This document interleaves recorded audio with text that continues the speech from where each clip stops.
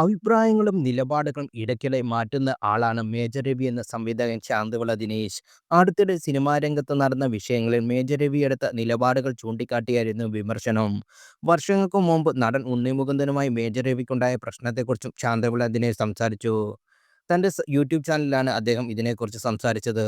Super താരം ഉണ്ണി മുകുന്ദനെ major ഹിന്ദിയിൽ തെറി വിളിച്ചത് ഞാൻ പറഞ്ഞിട്ടുണ്ട്. ഉണ്ണി മുകുന്ദന്റെ അമ്മയെ ചേർത്താണ് ചീത്ത വിളിച്ചതെന്ന് പറഞ്ഞത്. ക്ഷമ കെട്ടപ്പോൾ അയാൾ മേജറെ തൂക്കിയെടുത്ത് കാറിന് മുകളിലൂടെ എറിഞ്ഞു. ജോഷി സാറുടെ സെറ്റിലാണ് ഇത് നടന്നത്. ചിലപ്പോൾ ജോഷി സാർ പോലും ഇത് സമ്മതിക്കണമെന്നില്ല. ഉണ്ണി മുകുന്ദൻ ഹിന്ദി നന്നായി അറിയാമെന്ന് മേജർക്ക് അറിയില്ലായിരുന്നു. മേജർ പട്ടാളത്തിൽ പോയതുകൊണ്ട് തെറി ഹിന്ദിയിൽ വെച്ചങ്ങ് കാച്ചി. ഗുജറാത്തിൽ ജനിച്ച് അവിടെ വളർന്നാണല്ലോ ഉണ്ണി. അസഹനീയമായി തെറി വിളിച്ചപ്പോഴും സംയമനത്തോടാണ് ഇനിയെന്ന് തെറി വിളിക്കരുതെന്ന് ഉണ്ണി പറഞ്ഞു. മേജർ നിർത്തിയില്ല. മോശമില്ലാതെ ഇടി വാങ്ങി. ഇത് പരമമായ സത്യമാണ്. കാരണം ഇടി വാങ്ങിയ മേജർക്ക് ഫെഫ്ക യൂണിയൻ വിശദമായ പരാതി നൽകിയിരുന്നു. എത്ര ഇടി കിട്ടി, എങ്ങനെയൊക്കെ ഉപദ്രവിച്ചു എന്ന് പറഞ്ഞ വിശദമായ പരാതി. അന്ന് ഞാൻ ഡയറക്ടേഴ്സ് യൂണിയന്റെ എക്സിക്യൂട്ടീവിലുണ്ട്. വായിച്ചപ്പോൾ പീക്കിരി പിള്ളേരിൽ നിന്ന് അടി വാങ്ങേണ്ട വല്ല കാര്യവും മേജറെ ഉണ്ട് എന്ന് എനിക്ക് തോന്നുകയും ചെയ്തു.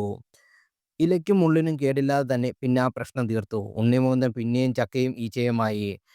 കാര്യം രണ്ടുപേരും ഒരേ പാട്ടിന് അല്ലല്ലോ. അടുത്തിടെ ഉണ്ണിമുകുന്ദനും മാനേജറുമായി ഒരു കശപിശ ഉണ്ടായല്ലോ.